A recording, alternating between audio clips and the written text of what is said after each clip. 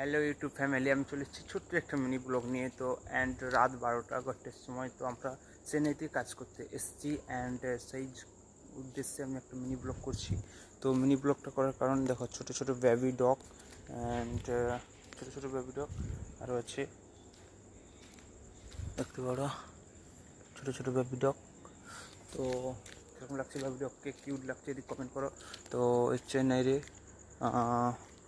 সুন্দর সুন্দর প্লেস, তো হাওয়া সুন্দর সুন্দর বইছে। তো চেন্নাইতে আমি আছি প্রমাণ দেখারই। দেখো তামিলে সব কিছু লেখা।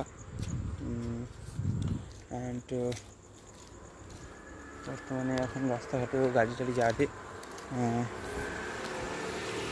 দেখতে পারো।